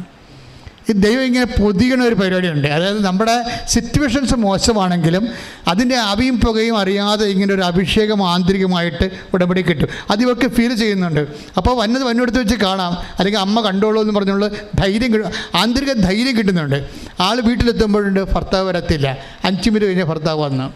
അമ്മ അത് കറക്റ്റ് ചെയ്ത് ഭയങ്കര കറക്ഷനാണ്. രസമാണ്. അമ്മയുടെ കൂടെ ജീവിക്കാൻ ഭയങ്കര രസമാണ്. അതായത് ഇവളെ വീട്ടിലെത്തിയിട്ട് 5 മിനിറ്റ് കഴിഞ്ഞാണ് ഭർത്താവ് ഇതൊന്നും അറിഞ്ഞിട്ടില്ല, കണ്ടിട്ടില്ല, കേട്ടിട്ട് ഒരു കുഴപ്പമില്ല. ദൈവം എന്ത് സുന്ദരമായിട്ട് പരിപാലിക്കും. നമ്മളുടെ മനസ്സിൻ്റെ വിഷമത്തിൻ്റെ കാരണം എന്താണോ അത് വെച്ച് കൂടെ നിന്ന്. ഇപ്പം ഞാനിപ്പോൾ ഇവരോട് ഇപ്പോൾ പറയുന്നത്, കൃപാസന മാതാവ് ICUയിൽ പോകും, ഇൻ്റർവ്യൂവിന് പോകും. നീ എവിടെയാണ് പോണത് അവൻ്റെ കൂടെ വരും. എന്നുവെച്ചാൽ പണ്ടിങ്ങനെ ഒന്നും ഒരു സാക്ഷ്യം നമുക്ക് കേട്ടിട്ടില്ല. പണ്ട് ഇത്തരം സാക്ഷ്യങ്ങളൊന്നും കേട്ടിട്ടില്ല.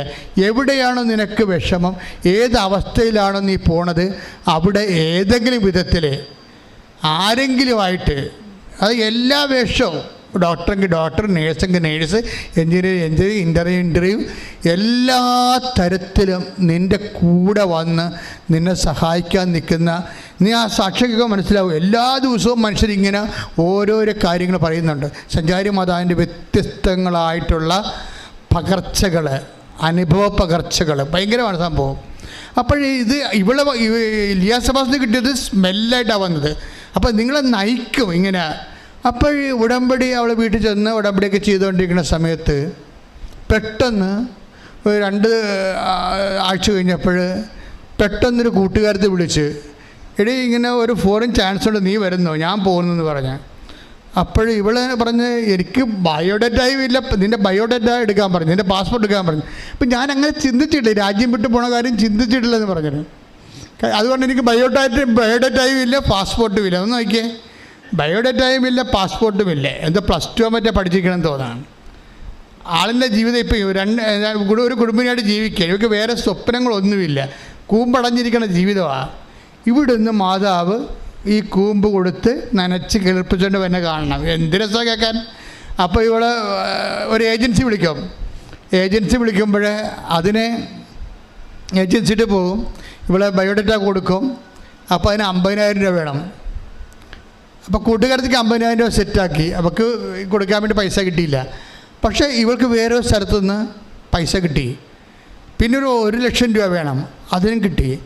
അപ്പോഴേ ഇങ്ങനെ ഒരു ഉടമ്പടി അതിൻ്റെ 90 ദിവസം കഴിയുമ്പോൾ തന്നെ ഇവൾ വേറെ ഒരു രാജ്യത്തേക്ക് ആളെ കയറ്റി വിടുകയാണ്. അമ്മ ശ്രദ്ധിക്കട്ടെ, ഹെൽപ്പ് ചെയ്തിരിക്കുന്ന ഒരു വചനം. നിങ്ങളെ 0- അമ്മ നിങ്ങളുടെ ജീവിതം ഏറ്റെടുത്താൽ നിങ്ങളെ ഉയർത്തിക്കൊണ്ടുവരും. അങ്ങനൊരു വചനമുണ്ട്. ദൈവവചനമല്ല, അച്ഛൻ പറഞ്ഞതാണ്. എനിക്കിങ്ങനെ അമ്മ തോന്നിപ്പിക്കുന്ന ആളല്ല, മനുഷ്യൻ്റെ ജീവിതത്തിലെ അമ്മ തോന്നിപ്പിക്കുന്ന ദൈവ വചനങ്ങളോട് സാരൂപ്യമുള്ള ദൈവവചനങ്ങളുടെ ജീവനും അതുപോലെ തന്നെ അതിൻ്റെ ഓജസ്സും അതിൻ്റെ ന്യൂക്ലിയസൊക്കെ വെച്ചിട്ട് ഞാൻ ഇന്നത്തെ ജീവിതവുമായിട്ട് ബന്ധപ്പെടുത്തി മാംസധാരണമാണ് നമ്മളിത് ചെയ്യണത്. അപ്പോൾ അമ്മ എന്താ പറഞ്ഞത്, നിങ്ങൾ 0- ആണെങ്കിലും അപ്പോൾ അവൾ 0- അവളുടെ ലൈഫ് മൊത്തം നോക്കുമ്പോൾ 0 അല്ല, 0- ഈ 0- നിന്ന് ഒരാളെ ഉയർത്തിക്കൊണ്ട് വന്നിട്ട് അവൾക്ക് അവളുടെ സ്വപ്നങ്ങൾക്ക് ചിറക് കൊടുത്തിട്ട് അവളെ ഇങ്ങനെ സ്വതന്ത്രമായിട്ട് അവളുടെ ജീവിത ലക്ഷ്യങ്ങളിലേക്ക് മാതാവ് പറത്തിക്കൊണ്ട് പോണ കാഴ്ച, ഇത് ഇപ്പോഴ് 100 മനുഷ്യരുടെ അനുഭവങ്ങളാണ്.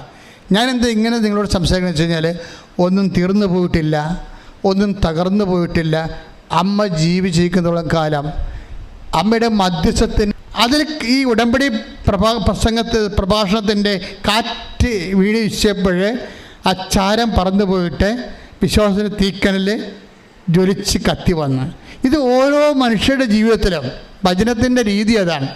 ഓരോ മനുഷ്യരുടെ, അതായത് ഇപ്പോൾ ഞാൻ ഞാൻ ഇത് വായിച്ചുകൊണ്ടിരിക്കുന്ന സമയത്ത് പെട്ടെന്ന് എൻ്റെ മനസ്സിൽ വന്ന് റോമ 11:4. 11:4 മുമ്പൊന്ന് വായിച്ചേ. അതായത് മക്കബേസിൻ്റെ വിഷയങ്ങളിൽ ബാലിൻ്റെ മുമ്പിൽ മുട്ടുമടക്കാത്ത 7000 പേര് ഞാൻ ഇസ്രയേലിൽ അവശേഷിപ്പിച്ചിട്ടുണ്ട്. ദാറ്റ് മീൻസ് എൻ്റെ ദൈവവേദന സത്യദൈവത്തിൻ്റെ നിന്നല്ലാതെ മുട്ടുമടക്കാത്ത വിശ്വാസത്തിൻ്റെ ഒരു അഗ്നി. അതായത് നീ കഴിഞ്ഞ കാലങ്ങളിൽ നിൻ്റെ ജീവിതത്തിൽ എന്തെല്ലാം വിഷയങ്ങൾ കടന്നു പോകുമ്പോഴും വിശ്വാസം നീ പണയം വെക്കാത്ത, വിശ്വാസത്തെ നീ തള്ളിപ്പറയാത്ത ഒരു അഗ്നി നിൻ്റെ ഉള്ളിൽ എവിടെയെങ്കിലും ഉണ്ടെങ്കിൽ ദൈവം അത് ഊതിക്കത്തിച്ചിരിക്കും. ദൈവത്തിലെ കൈയടിച്ച് ശ്രദ്ധിക്കട്ടെ.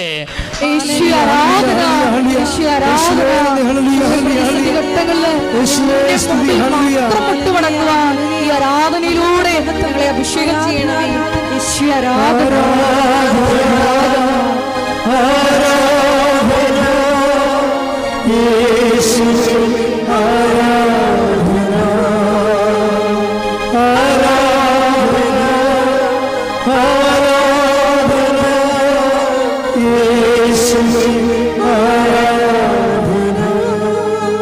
റോമ 11:4 വായിച്ചോളൂ.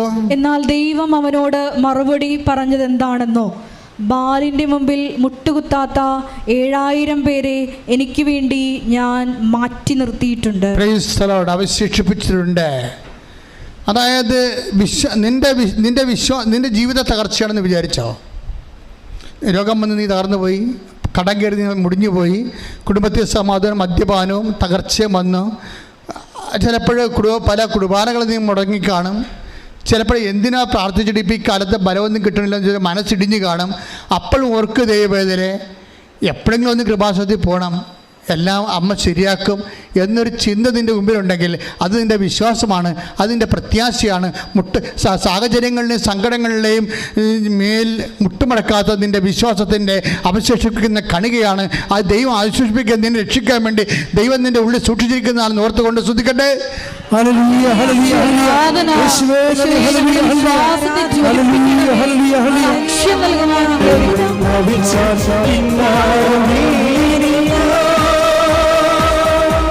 തകർച്ചയുടെ കാലത്ത് രക്ഷപ്പെടാനുള്ള മാർഗം എന്താ ബൈബിൾ പറയണത്? നിന്നിൽ അവശേഷിപ്പിച്ചിരിക്കണത് എന്താണെന്ന് നോക്കണം. ദൈവം ബാലിൻ്റെ മുമ്പിൽ മുട്ടുമടക്കാത്ത 7000 പേരെ ഞാൻ ഇസ്രയേലിൽ അവശേഷിപ്പിച്ചിട്ടുണ്ട്. അവരുടെ ആയിരിക്കും ഇസ്രയേലിൻ്റെ വീണ്ടെടുപ്പ് നടക്കാൻ പോണത്. ദൈവമേ, എൻ്റെയും നിൻ്റെയും തകർച്ചയിൽ നിന്ന് ദൈവം നിന്നെ വീണ്ടെടുക്കണത് നീ വിശ്വാസത്തിൻ്റെ പേരിൽ. ചിലപ്പോൾ ദൈവസ്നേഹമായിരിക്കും അവശേഷിപ്പിച്ചിരിക്കണത്. നിനക്ക് തകർച്ചയുണ്ട്, രോഗമുണ്ടെങ്കിൽ ഇപ്പോഴും നിനക്ക് വിശ്വാസം അവശേഷിച്ചിട്ടുണ്ടല്ലേ? നിനക്ക് തകർച്ചയുണ്ട്, രോഗമുണ്ട്, വീട്ടിൽ കുടുംബത്തിൽ സമാധാനം ഇല്ലെങ്കിലും നിൻ്റെ പള്ളിയിലെ പോക്ക്, കുർബാനക്കട നീ മുടക്കിയിട്ടില്ല, ദൈവം എന്നാൽ വിളി നീ മുടക്കിയിട്ടില്ല. അത് അവശേഷിപ്പിച്ചിരിക്കണതാ.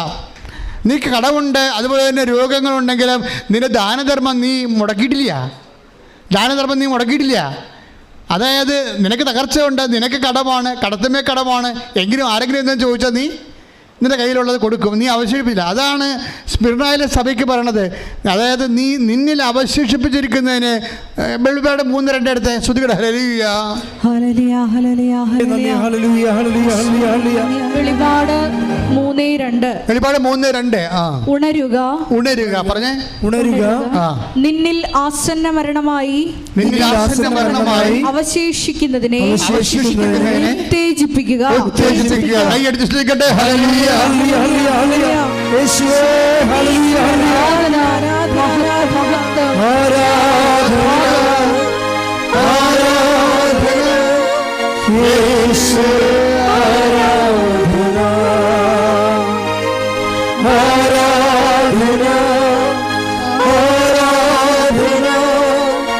യേശുവേ ആരാധന.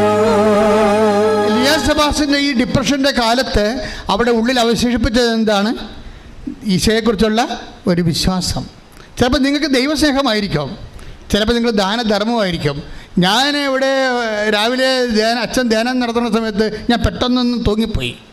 അപ്പോൾ ഞാൻ തൂങ്ങിയപ്പോൾ എനിക്ക് ചെറിയ ബുദ്ധിമുട്ട് തോന്നിയില്ലേ? അപ്പോൾ ജോമോൾ എന്നെ വിളിച്ചെഴുന്നേൽപ്പിച്ചായിരുന്നു. അപ്പോൾ ഞാൻ ബൈബിൾ എടുത്ത് നോക്കിയപ്പോൾ പ്രഭാഷകനാണ് കിടക്കണത്. എനിക്ക് കിട്ടിയ വചനം ഇതാണ്: ദാനധർമ്മം ചെയ്യുന്നവൻ പാപത്തിൽ നിന്ന് മോചനം നേടിയിരിക്കുന്നുവെന്നാണ്.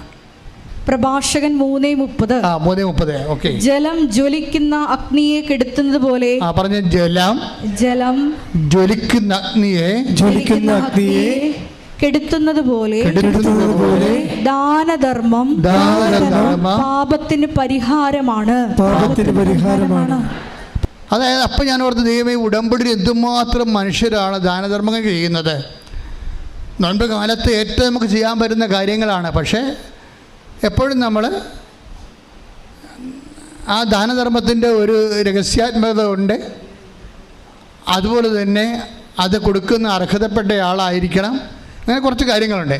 എങ്കിലും ഈ നോൻപ് കാലത്തിൻ്റെ അരൂപി നിങ്ങളുടെ ഉടമ്പടിയെ, സാധാരണ കാലത്തെ ഉടമ്പടിയേക്കാളും നോൻപ് കാലത്തെ ഉടമ്പടിയെ ജ്വലിപ്പിക്കാനുള്ള സാധ്യത അതായത് ഒരു മനുഷ്യന് ദൈവാനുഗ്രഹം നിറയേണ്ട ഒത്തിരി കാര്യങ്ങൾ ശ്രദ്ധയോടെയും അർത്ഥവത്തായിട്ടും ചെയ്യാൻ പറ്റിയ ഒരു അനുയോജ്യമായൊരു കാലമാണ് നോൻപ് കാലം. പാപം ചെയ്തിട്ട് പിന്നെ ദാനധർമ്മം ചെയ്യാം, പാപം ചെയ്തിട്ട് പിന്നെ ദാനധർമ്മം ചെയ്യാം, പരിഹാരമാകുമ്പോൾ എന്നല്ല. ഇപ്പം പേപ്പട്ടി കടിച്ചാൽ തോക്കാട് ഇപ്പം ഞങ്ങളുടെ കപ്പേരുടെ പൂച്ച കടിച്ചത് ഈ അൽത്താറെ അങ്ങനെ പൂച്ച കൈകൊണ്ട് ഓടിക്കാൻ പോയി. വല്ല പരിപാടി കൊണ്ടാ ആ പൂച്ച കയറി മാന്തി. ഡോക്ടറെ അടുത്ത് ചെന്നപ്പോൾ ഡോക്ടർ പറഞ്ഞ് 14 കുത്തെടുക്കണം. പൂച്ച കടിച്ചാലും പട്ട് കടിച്ചാലും 14 കുത്തെടുക്കണമെന്ന് പറഞ്ഞു. ഞാൻ പറഞ്ഞു ഒന്നെടുത്താൽ മതി പറഞ്ഞു. കപ്പേൻ്റെ അടുത്ത് കപ്പേരോടെ ചെന്നപ്പോൾ പറഞ്ഞ് 14 കുത്ത് കത്തണമെന്ന് പറഞ്ഞു. ആ പൂച്ച കാരണം പൂച്ചക്ക് ആപ്പാടെ 4 നഖവേ ഉള്ളു, കപ്പേൻ്റെ 14 കുത്തു. എൻ്റെ അടുത്ത് പറഞ്ഞ് 14 കുത്ത് കുത്തിയെന്ന് പറഞ്ഞു. ഞാനൊരു കാര്യം ചോദിക്കട്ടെ, ഈ 14 കുത്ത് ഈ പൂച്ച കടിച്ചാലും പേപ്പട്ട് കടിച്ചാലും മരുന്നുണ്ട്, 14 കുത്ത് വെച്ചാൽ മതിയെന്ന് വിചാരിച്ചുകൊണ്ട് നിങ്ങളെ പൂച്ചയെക്കൊണ്ട് പിന്നെ കടുപ്പിക്കുക, പിന്നെയും പൂച്ചയെ കൊണ്ട് മാന്തിക്കുക? ഇല്ല, ആ ബിസിനസ് അവസാനിപ്പിക്കും. പാപത്തിന് ദാനധർമ്മം പരിധിവിധിയാണെന്ന് പറഞ്ഞുകൊണ്ട് വീണ്ടും ആരെങ്കിലും പാപം ചെയ്യുക? ഇല്ല. അപ്പോൾ നോൻപ് കാലം പാപം അവസാനിപ്പിക്കേണ്ട ഒരു കാലമാണ്. പാപ സാഹചര്യങ്ങളിൽ നിന്ന് ഒഴിഞ്ഞു മാറേണ്ട ഒരു കാലമാണ്. വിശുദ്ധിയോടെ ജീവിക്കുമ്പോൾ മറ്റുള്ളവരെങ്ങനെ ജീവിക്കുന്നു എന്നല്ല, ദൈവത്തെ അറിഞ്ഞ നിന്നോടാണ് അക്കൗണ്ടബിൾ ആകണത്. കാര്യം നിനക്ക് അനുതാപം ആവശ്യമുണ്ട്, അവസരവുമുണ്ട്. ഇല്ലേ? ഇനി അനുതാപം ആവശ്യമുണ്ട്, അവസരമില്ലാത്ത ഒത്തിരി പേരുണ്ട്. അവരുടെ കാര്യം ദൈവം സംസാരിക്കണില്ല. അവർ പണ്ടേ ദൈവത്തിൻ്റെ മുക്കിൽ നിന്ന് പോയ ആൾക്കാരാണ്.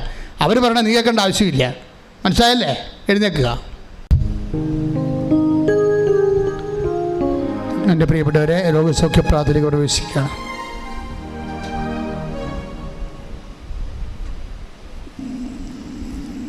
വളരെ ഹൃദ്യതയോടുകൂടി ഈശോ നമ്മോട് സംസാരിച്ച ഒരു ദിവസമാണ്.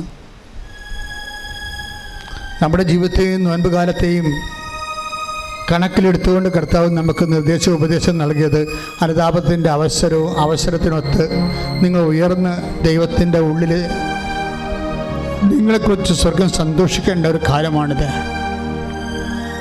കർത്താവേ, മക്കൾ സ്തുതിക്കട്ടെ. കർത്താവിന്റെ ഉന്നതമായ നാമത്തിന് സ്വസ്ഥം ചെയ്യുന്നു. കർത്താവ് നിന്റെ വിശുദ്ധ പൗരോഹിത്യത്തെ മഹത്വപ്പെടുത്തണമേ. കർത്താവ് സഭയിലുള്ള സാന്നിധ്യം പ്രകടമാക്കണമേ. കർത്താവ് നിന്റെ വിശുദ്ധ പൗരോഹിത്യത്തെ മഹത്വപ്പെടുത്തണമേ. ഈശോ നിന്റെ തിരുമുറിവാകുന്ന വലത് കരം, ആണിപ്രതാടുന്ന അത്ഭുതകരം ഓരോ മകൻ്റെ മേലും ഓരോ മകളുടെ മേലും വെക്കണമേ എന്ന് പ്രാർത്ഥിക്കുന്നു. കർത്താവിൻ്റെ കരുണ നിങ്ങൾക്ക് ആവശ്യിക്കട്ടെ. കർത്താവിൻ്റെ വിശുദ്ധ രക്തം നിങ്ങൾക്ക് തളിക്കപ്പെടട്ടെ. ശ്രദ്ധിക്കട്ടെ, കർത്താവിൻ്റെ വിശുദ്ധ രക്തം നിങ്ങൾക്ക് തളിക്കപ്പെടട്ടെ. കർത്താവിൻ്റെ വിശുദ്ധ രക്തം നിങ്ങൾക്ക് തളിക്കപ്പെടട്ടെ.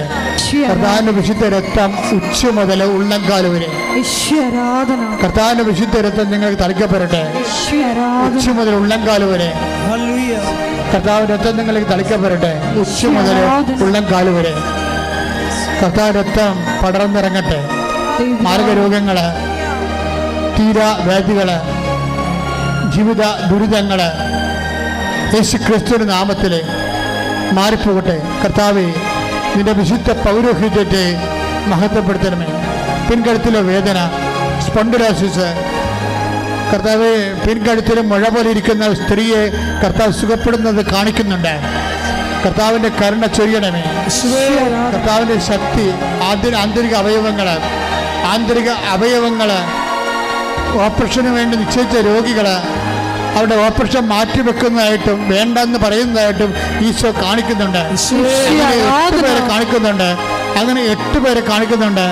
കർത്താവ്, തളർന്നുപോയ കൈകൾ, ബ്ലോക്കായിട്ടുള്ള ശ്വാസകോശങ്ങൾ, കർത്താവ്, പതിര, ചുരുങ്ങുന്ന പതിര, വലുതാകുന്ന ഷ്രിങ്ക് ചെയ്യുന്ന കിഡ്നികൾ, ചെറുതാകുന്ന കിഡ്നികൾ, ചെറുതാകുന്ന ശ്വാസകോശങ്ങൾ, കർത്താവ്, ശരീരത്തിലെ ബ്ലോക്കുകൾ, സിസ്റ്റുകൾ, കർത്താവ്, തലച്ചോറിൻ്റെ ബ്ലോക്കുകൾ, കർത്താവ്, അങ്ങയുടെ തിരുസരി സാധിച്ച് പ്രാർത്ഥിക്കുന്നു.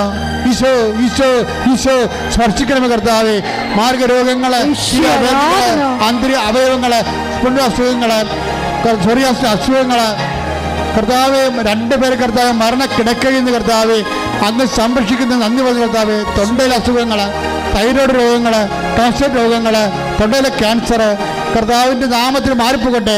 തൊണ്ടയിലെ ക്യാൻസർ, തൈറോയ്ഡ് രോഗങ്ങൾ, ശ്വാസകോശ രോഗങ്ങൾ, ഉദര രോഗങ്ങൾ, ഉദരത്തിൽ കല്ലുപോലെ രോഗങ്ങൾ, മൂത്രാശയ രോഗങ്ങൾ, ഗർഭാശയ രോഗങ്ങൾ, അൾസർ രോഗങ്ങൾ യേശുവിൻ്റെ വിശുദ്ധ രക്തത്താലും യേശുവിൻ്റെ ഉന്നതമായ നാമത്തിൽ മാറിപ്പോകട്ടെ. ശ്രുതിക്കട്ടെ, ശ്രുതിക്കട്ടെ.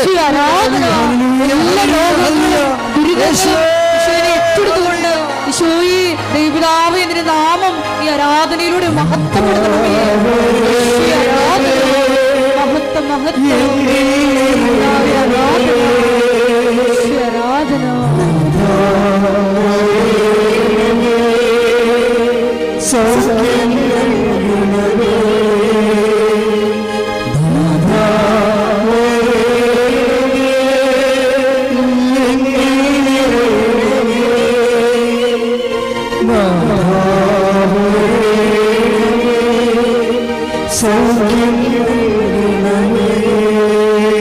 പരിശുദ്ധ പരമദിവ്യകാരുണ്യത്തിന് എൻ്റെ മക്കളെ സന്തോഷമായിരിക്കണം. കർത്താവ് ഇത്രയും വചനങ്ങൾ നൽകിയിട്ടുണ്ടെങ്കിൽ നിലനിൽപ്പിൻ്റെ വരമാണ് ഈശോ നൽകിയത്. അനുതാപിക്കുന്ന ആൾക്കാരെ കർത്താവ് പലതായിട്ട് തിരിച്ചു. ആവശ്യമില്ലാത്തവരുണ്ട്, ആവശ്യമുള്ളവരുണ്ട്, ആവശ്യമുള്ളവർക്ക് അവസരമുള്ളവരുണ്ട്, അവസരമില്ലാത്തവരുണ്ട്. ഇതെല്ലാം കർത്താവ് തിരിച്ചത് അടുത്തറിയുന്നതുകൊണ്ടാണ് നിങ്ങൾ ഓർക്കണം. അതുകൊണ്ട് തന്നെ അനുതാപത്തിലേക്ക് കടന്നു വരാൻ വേണ്ടി നമ്മൾ പ്രാർത്ഥിക്കുന്ന ഇപ്പോഴേ നമ്മൾ പ്രാർത്ഥിക്കാൻ പോകുന്ന വിഷയങ്ങൾ, ഒത്തിരിയേറെ മക്കൾ ഭൗതികമായ സാഹചര്യത്തിൽ ഞെരുങ്ങുന്നവരുണ്ട്, ജോലിയില്ലാത്തവരുണ്ട്, ജപ്തി നടപടി നേരിടാൻ പോകുന്നവരുണ്ട്, ലേലത്തിൽ വസ്തുക്കൾ വെച്ചു പോയവരുണ്ട്, കർത്താവ് വിദേശങ്ങളിലേക്ക് പോകാൻ ആഗ്രഹിച്ചിട്ട് പോകാൻ പറ്റാതെ തോറ്റുപോയവരുണ്ട്, പരീക്ഷയ്ക്ക് പണം കൊടുത്ത് കിട്ടാത്തവരുണ്ട്, പണം കൊടുക്കാൻ ഇല്ലാത്തവരുണ്ട്, തിരിച്ചു പോരാൻ പറ്റാത്തവരുണ്ട്. ഇങ്ങനെ വ്യത്യസ്തങ്ങളായ മേഖലകൾ. നാട്ടിൽ തൊഴിൽ അന്വേഷിക്കുന്നവരുണ്ട്, നാട്ടിൽ തൊഴിലിൻ്റെ പരീക്ഷ എഴുതിയവരുണ്ട്, അതുപോലെ തന്നെ വിവാഹ തടസ്സമുള്ളവരുണ്ട്, വിവാഹത്തിന് മക്കളില്ലാത്തവരുണ്ട്, ഭാര്യ ഭർത്താക്കന്മാർ വേർപിരിഞ്ഞ് ജീവിക്കുന്നവരുണ്ട്, ഒരുമിച്ച് ജീവിക്കാൻ ആഗ്രഹിക്കുന്നവരുണ്ട്, മക്കൾക്ക് വേണ്ടി കേസ് കൊടുത്തിരിക്കുന്നവരുണ്ട്, വീടില്ലാത്തവരുണ്ട്, സ്ഥലമില്ലാത്തവരുണ്ട്, അതുപോലെ തന്നെ ഉറഞ്ഞ വീട്ടിൽ താമസിക്കുന്നവരുണ്ട്, കലഹങ്ങളുള്ള വീടുകളുണ്ട്, അയൽവാസികൾ ഭിന്നതയുള്ള വീടുണ്ട്, കേസുള്ള വീടുകളുണ്ട്. എല്ലാ മേഖലകളിലേക്കും ദൈവത്തിൻ്റെ കരുത്ത്, ദൈവത്തിൻ്റെ കൃപ, കർത്താവിൻ്റെ വിടുതൽ പ്രാപിക്കട്ടെ. ശ്രുതിക്കട്ടെ.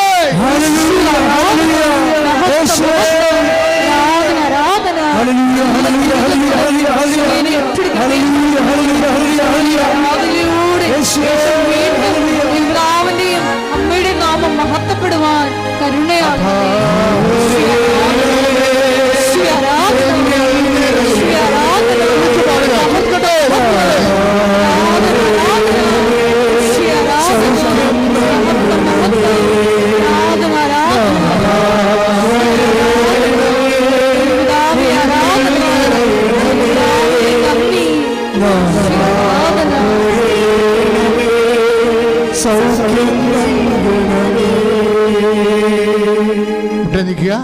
മൗനമായി പ്രാർത്ഥിക്കേണ്ട സമയമാണ്.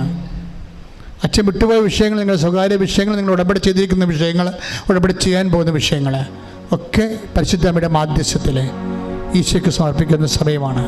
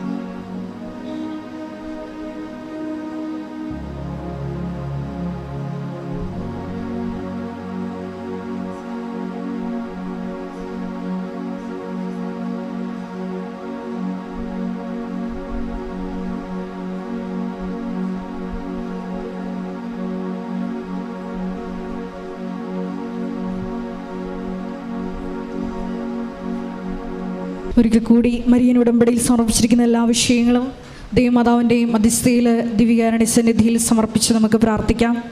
ജീവിതത്തിൻ്റെ പ്രതിസന്ധി ഘട്ടങ്ങളിൽ നിൻ്റെ മുമ്പിൽ മാത്രം മുട്ടുകടക്കുവാൻ ഈ ആരാധനയിലൂടെ ഞങ്ങളെ അഭിഷേകം ചെയ്യണമേ എന്ന് നമുക്ക് പ്രത്യേകം പ്രാർത്ഥിക്കാം. വിശ്വാസത്തെയും പ്രത്യാശയും ദൈവസ്നേഹത്തെയും ഊതി കത്തിക്കുവാൻ ഈശോയെ ഈ ആരാധനയിലൂടെ ഞങ്ങളുടെ മേൽ അഭിഷേകം ചെയ്യണമേ, കരുണയാകണമേ എന്ന് പ്രാർത്ഥിച്ചുകൊണ്ട് ശിരസ് നമിച്ച് നമുക്ക് ദിവ്യകാരുണ്യനാഥൻ്റെ ആശീർവാദം സ്വീകരിക്കാം.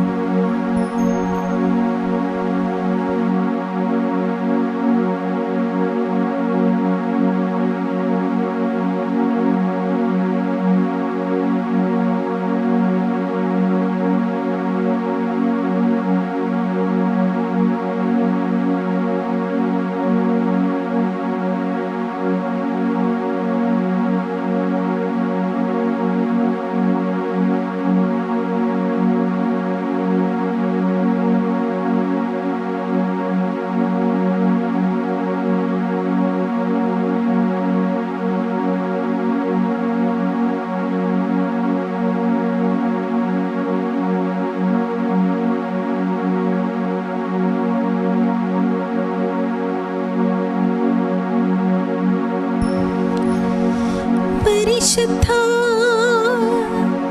പരമാ ദിവ്യകാരുണ്യത്തിന് എന്നേരവും ആരാധനയും സ്തുതിയും പുകഴ്ചയും ഉണ്ടായിരിക്കട്ടെ. പരിശുദ്ധ